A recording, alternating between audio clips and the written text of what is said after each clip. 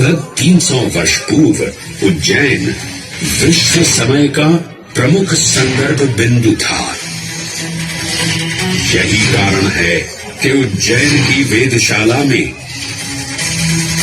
वराह मिहिर, आदित्य दास, ब्रह्मगुप्त, आर्यभट्ट और भास्कराचार्य जैसे महान विद्वान अनुसंधान और अध्ययन में तल्लीन रहते थे। खगोल शास्त्र का केंद्र, महाकालेश्वर का आवास, जगत गुरु कृष्ण की नगरी, विक्रमादित्य का राज। जयति जय उज्जयिनी, वैभवशालिनी नगरी उज्जैन।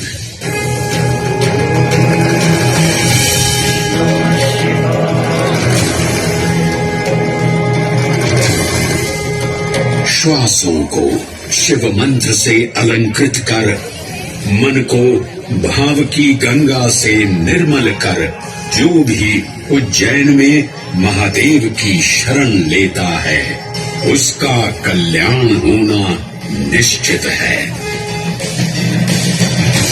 आज सुनी सबने गाथा, महा संघर्ष छिड़ गया।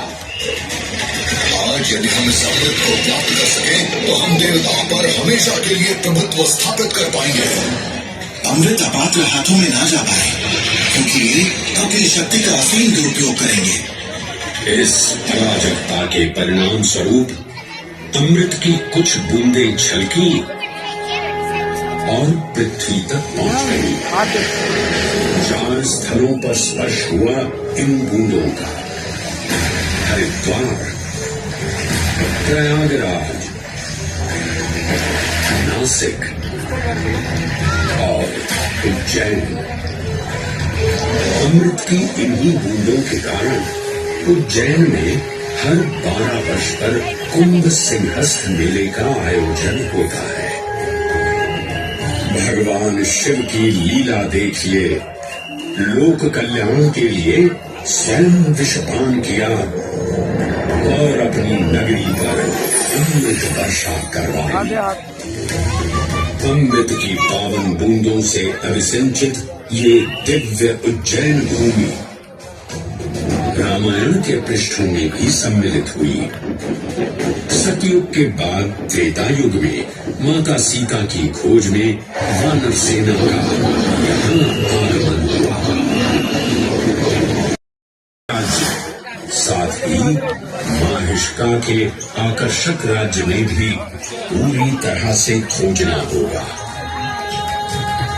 एक युग भगवान विष्णु के राम अवतार से संपृक्त और अगला युग उन्हीं के एक और दिव्य अवतार से समरस होना, ये अद्वितीय संगम केवल उज्जैन में ही संभव था।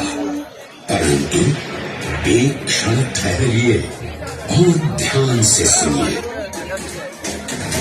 ये हैं महाकाल के 1008 दिव्य नाम। हाँ, मैंने काल चक्र को परिवर्तित कर दिया है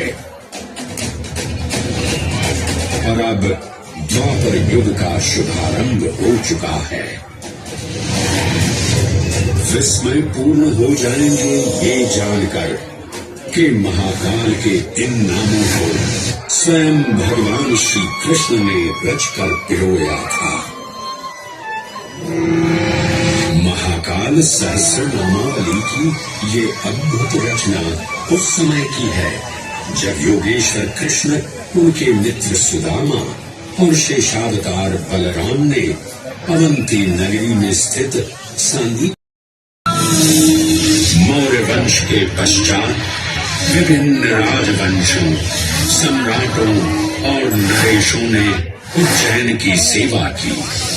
उनमें से प्रमुख मालवागण और फिर गुप्त वंश ने यहाँ राज कर इसके वैभव में वृद्धि की।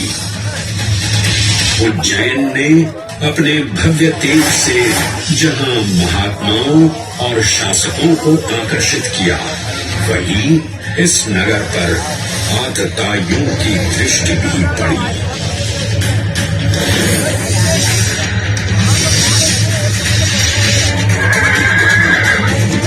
शक मध्य एशिया की खानाबदोश जनजाति थी, जिन्होंने उत्तर पश्चिमी और मध्य भारत के कुछ हिस्सों पर आक्रमण कर अपना शासन स्थापित किया। ईसा पूर्व प्रथम शताब्दी में जब भारत शकों के अत्याचार से ग्रस्त था, तब उन शकों ने उज्जैन पर भी कब्जा कर लिया और फिर उज्जैन में उदय हुआ एक तेजस्वी योद्धा, महाराज विक्रमादित्य का।